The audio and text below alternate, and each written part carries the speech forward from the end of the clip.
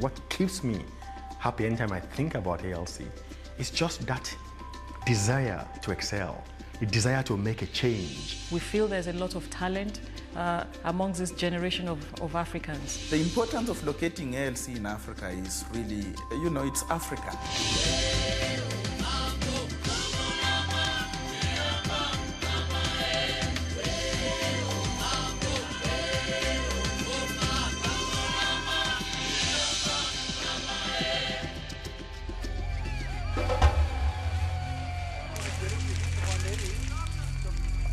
We have seen the plethora of armed conflicts that have been unleashed on the continent of Africa. We know that for the future of the continent, we need to prevent those conflicts.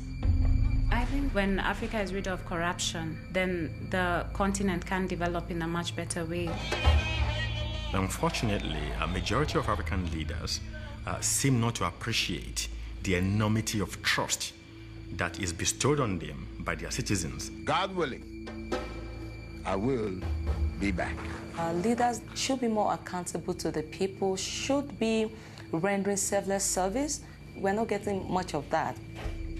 Impunity is a huge problem for leadership in Africa. I think we have really failed to insist on standards of accountability. Haven't seen a lot of leaders that have championed the cause of their populations. The ALC seeks to plug the leadership gap. It will nurture the leaders of the future, skilled in delivering peace and security, both essential for development.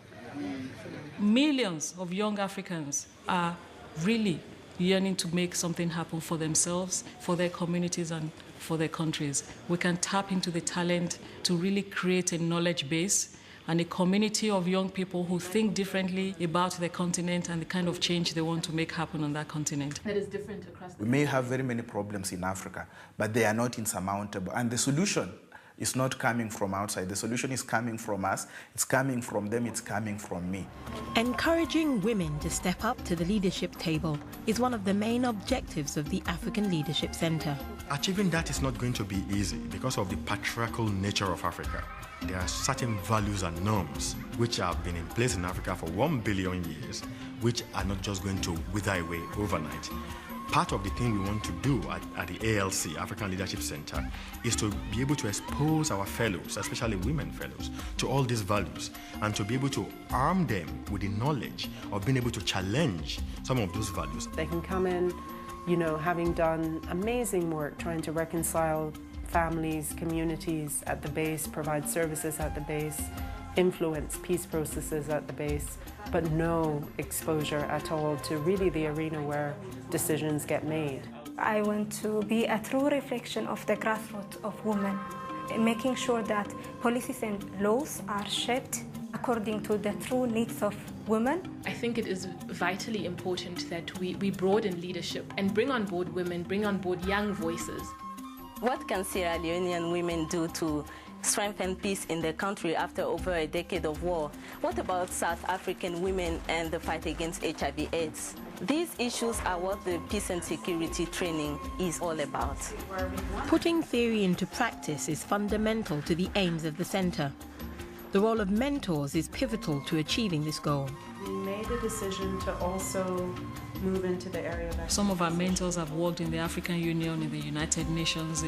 They're policy practitioners in different ways, not just academics, and they share their experiences with the fellows. The African Leadership Centre is based in Nairobi, Kenya. I like to say that the African Leadership Centre was made in London, but it's coming home to Africa. And most of African women and maybe men as well, they could not afford the kind of training that comes with it because of travel, but now it's going to be here in Africa. It means everyone can access it.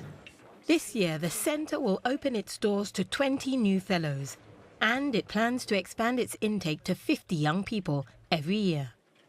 When you look at the multiplier effect of what that will be, if let's say you produce 30, 40 in a single year, over 5-10 years, then you have an enormous wealth of experience in that field, and through that then you can begin to shape the destiny of the continent in peace and security. By the time they're finished, they really do have everything they need. To be practical, are not just at the community level, but at the highest levels of policy making. I'm very excited to be a young African at this time when I have opportunities to contribute to African people finding their own solutions. I would be able to react from an expert point of view. I think that for me is really great. I would see myself being engaged, thinking through issues that affect the region, but in a holistic way that looks at communities as well. If we've started making strides towards that, that would be fantastic. We have barely scratched the surface. I think that really excites me about the center, that we can create a whole community of people who share common values, but who have different ideas that can maybe make magic for the continent of Africa. This is very exciting about the center, I think.